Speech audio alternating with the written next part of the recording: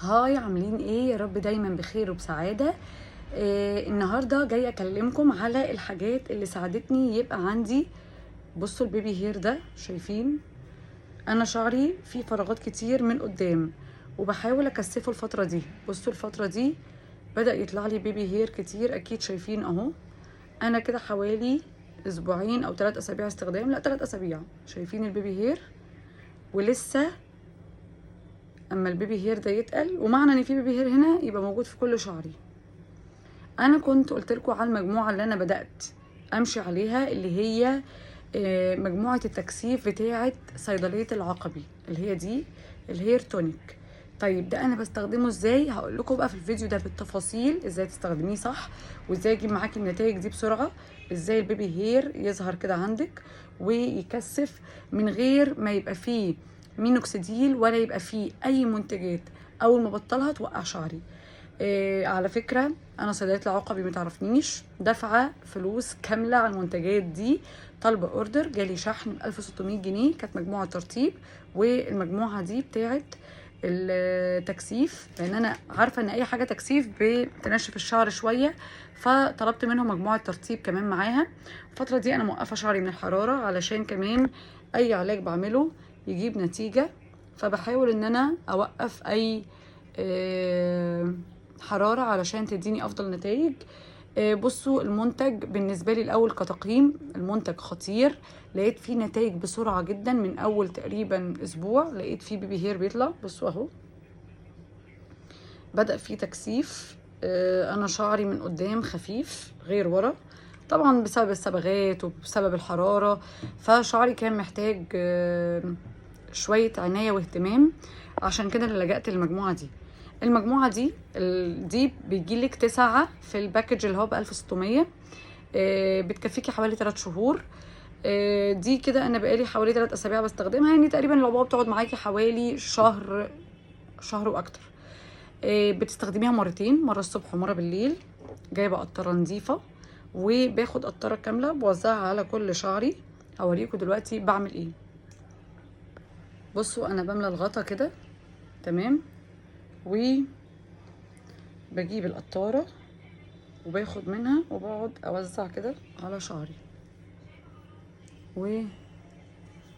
وبحاول اعمل مساج كده للفروة. بتوزعها على كل شعر كويس جدا. انا عندي اخف اماكن اللي هي في الجناب وقدام، فدي اللي بركز عليها قوي وانا بشتغل كده.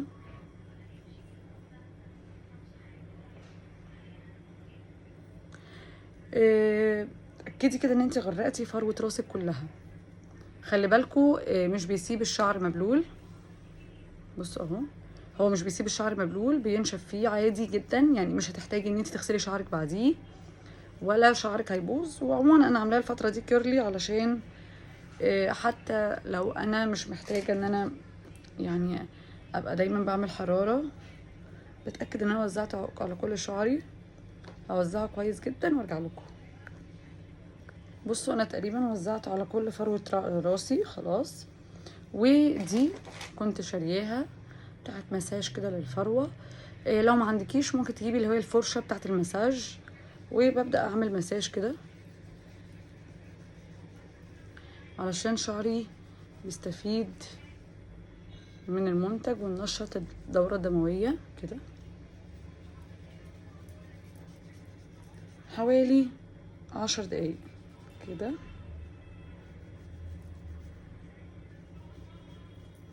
كده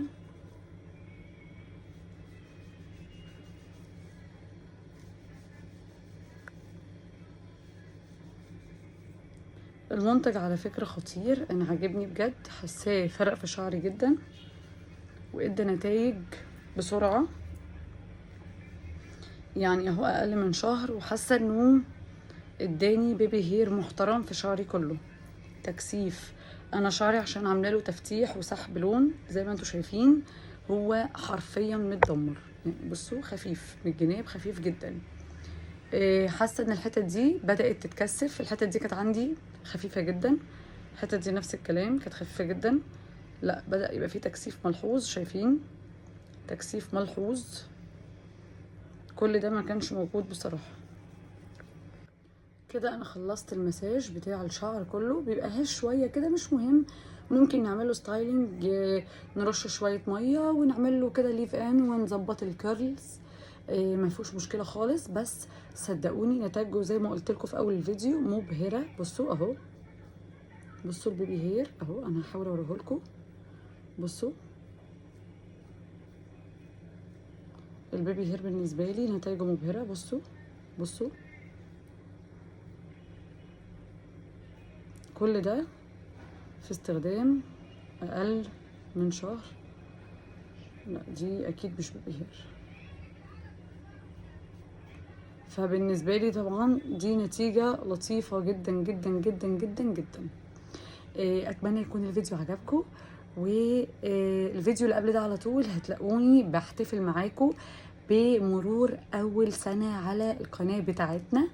يا رب دايما نبقى مبسوطين مع بعض، ودايما تكون القناه بتنال اعجابكم، واي حاجه انتوا عايزينها اكتبوا لي في الكومنتات وهنبدا نشتغل عليها ان شاء الله. السنه دي نبدا نعمل افكار جديده وحاجات كتير جديده في القناه مع بعضينا. باي باي، اشوفكم فيديو جديد.